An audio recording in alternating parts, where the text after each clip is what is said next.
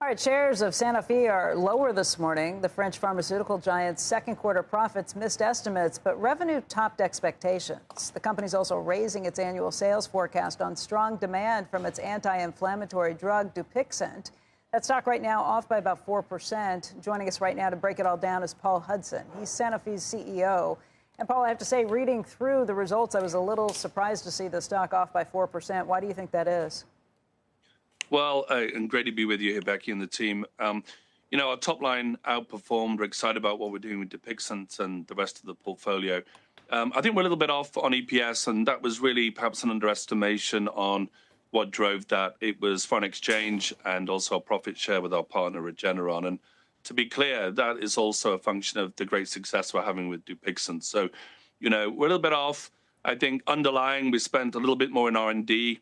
And that's important for us because, we have one of the lowest generic exposures over the next 5, 7, 8 years in all of big pharma. So, committing to science, committing to what we said we would do roughly around $8 billion a year at guidance puts us in a good spot. Also committing to acquisitions with some of these too, the latest being Blueprint Medicines. How do you go about looking out there to figure out what makes a good fit for you, what you'd like to see, and how much are you willing to spend on acquisitions? Well, I think we've traditionally guided to $2 to $5 billion range to add first-in-class, best-in-class science. But, sometimes an asset comes along that you just feel has to really be part of the family here. And the Blueprint acquisition was close to 10 billion euros, but it was driven by a combination of being in the sweet spot in immunology and rare diseases. And, we are perhaps the world's leading rare disease company, and we can bring a lot to advance the great work done by the team at Blueprint. And we can help organize to reach out to more patients who are struggling with mastocytosis. And so we think we can bring a lot of value, create a lot of value. And the team at Blueprint did an extraordinary job. We're delighted to have them as part of the family. I mentioned earlier, this lack of genericization facing our portfolio, lowest pretty much in the entire industry, means we're not compelled to do anything. We don't have to go and make acquisitions to balance the P&L. What we have to do is make sure we're first in class, best in class, and doing our best for patients. And we've been at that for some time now. And I'm very, very proud of this acquisition, plus what it will mean for patients and for the company.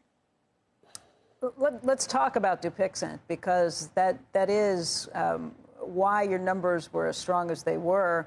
There's a big demand for the anti-inflammatory drug and new applications. I think the last time you were on with us, we talked about COPD, it being approved for that. Where do you see Dupixent in other potential uses? Well, it's a great point, and of course, don't forget, nearly 3 million Americans struggle with COPD in the severe category. So we are starting to see the impact of us making that available. We've just recently launched bullous pemphigoid as well. Your viewers may not understand what that is, but just know that's a very challenging dermatological condition, the 8th indication in the US.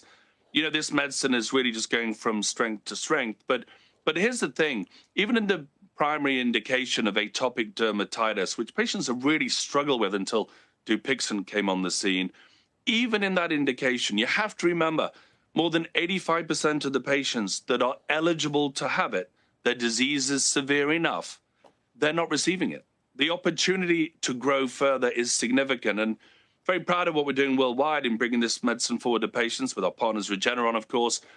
But at the same time, our growth rate in the US is really quite incredible, more than 23% at, more than 8 years after launch. So we're really doing something important for patients, and it's reflected in the performance. And finally, Paul, let me ask you just about what's happening right now with tariffs, particularly on pharmaceuticals. What's Sanofi doing? What do you think of the discussions as they stand right now? Well, there's a lot reported, as you know. I think the most popular statistic I see floating around is a 15% impact of tariffs. And if we're to take what's widely reported and appreciate the great work we're doing to prepare for this eventuality, then our guidance for 2025 is unchanged. We'll deliver that irrespective of the level of tariff. But we've done hard work, by the way, to make sure that we can do that.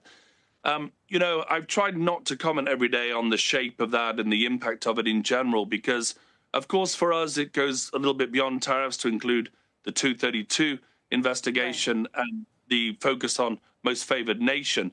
And I think we need to take a step back as soon as we're able to look at the combined variables and say, okay, where does it leave us? Where does it leave us on predictability so that we can get back to investing in science and get these facilities open around the world, not least the US, and make sure we do good things for patients? I think it's too soon to call it for everybody. We know there'll be something. We're prepared in 25, and as we get the full detail, we'll know what it means for 26. But, we'll do what is necessary to make sure that we can get medicines to patients. After all, for most of us, it's only ever been about lives, not dollars. And we've done a huge amount of work to have an organization that's committed to that. So we'll get there this year.